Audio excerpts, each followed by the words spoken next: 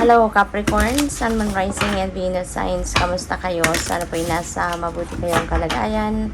Welcome back po sa Star Tarot. At kung bago kayo dito, welcome din po kayo. Please subscribe, like, share my videos, and leave me a comment kung naka-resonate kayo.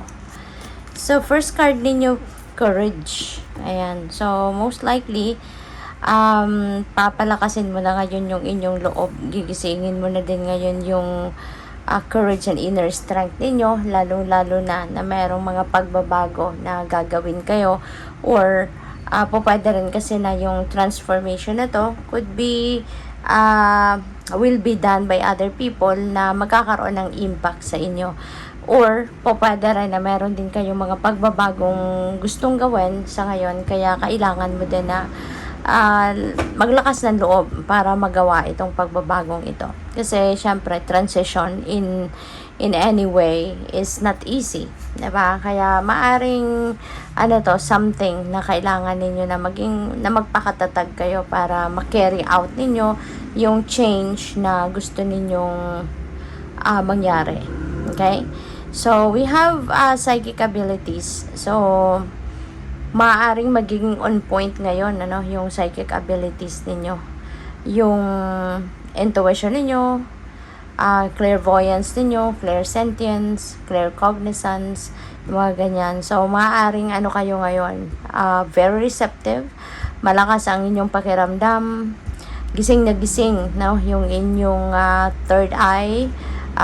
So yun, take advantage of that opportunity na malakas ang inyong radar sa ngayon. Very empathic kayo ngayon. So take advantage ninyo yan, diba? At gamitin ninyo yung abilidad ninyo na yan para na makatulong sa inyong sitwasyon. Alright? So beauty also, your beauty from inside and out, that will be highlighted also sa ngayon. Maaring marami din ng mga tao makaka-appreciate sa kagandahan loob mo, 'di ba? Sa kagandahan mo na panlabas, sa kapugian mo, ganyan. So maybe may mga tao na matutulungan kayo sa ngayon. There could be people that will be helped out, sa ngayon. Kaya those people will be appreciating you a lot, mapupuriin ka nila, ma-appreciate nila yung kagandahan loob mo, kabaitan mo, ganyan, generosity mo, yung ganon, So, by the way, maraming salamat for subscribing, and if you haven't subscribed yet, subscribe na kayo. And also, maraming salamat din for not skipping the ads. Malaking bagay po yan sa akin. And also, please click the join button sa baba ng video kung gusto po ninyo na mag-join kayo sa membership. Okay? Salamat. So, first card ninyo, awareness. Look beyond what you see. Okay? So, be aware kasi pwedeng may mga kayo ngayon, may mga signs, may mga symbols, may mga omens siguro na maaaring ipadala sa iyo ang divine sa ngayon, kaya pay attention to that. Maging aware ka sa mga symbols na yan, mga signs na yan, kasi those are guidance para sa iyo, mabilis din yung mapipick up yan kasi yung psychic abilities niyo will be heightened sa ngayon. So very sensitive kayo sa ngayon, kaya magiging super aware kayo sa kung ano man ang bago na makikita ninyo, ano yung mga bagay na nangyayari sa buhay mo, ano yung mga signs na yan na maaring dumating sa'yo. It will be easier for you to recognize that. Kaya yun, that's really good, maging aware ka, kasi pwedeng yan na yung mga signs na hinihingi mo, diba? Kung kayo nagdadasal for signs, you're asking for guidance, you're asking for direction, maaaring ito na yun, yung mga signs na yan, symbols ng gagamitin ng universe para magbigay ng sagot sa inyong dasal. So we have direction, where you're heading. Maaaring ito yung tanong mo sa sarili mo, or pwedeng ito yung tinatanong mo, diba, sa universe, na where am I heading from here,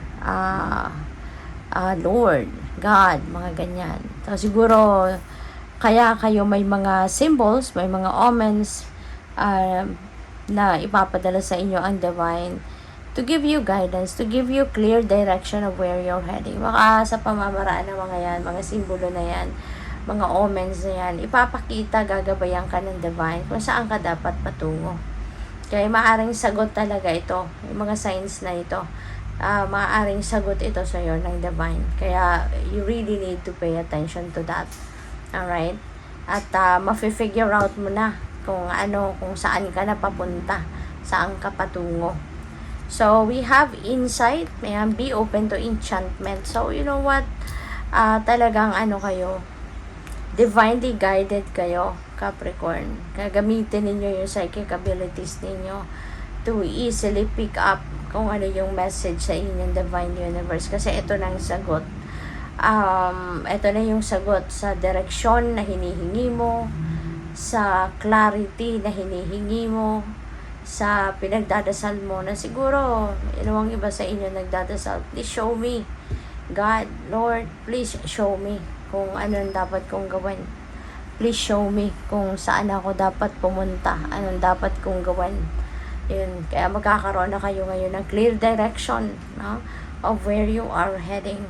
So, there could be also downloads of information, hindi lang yung mga signs, symbols, or omens na makikita ninyo ang guidance sa iyo ng divine, but also for sure may mga intuitive messages, intuitive nudges that the universe is also going to send you, you know. Kaya pay attention talaga kayo sa mga insights, sa mga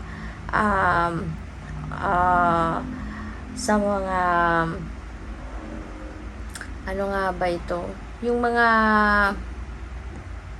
downloads of information na dadating, kasi those are guidance. So we have inspiration. Begin now.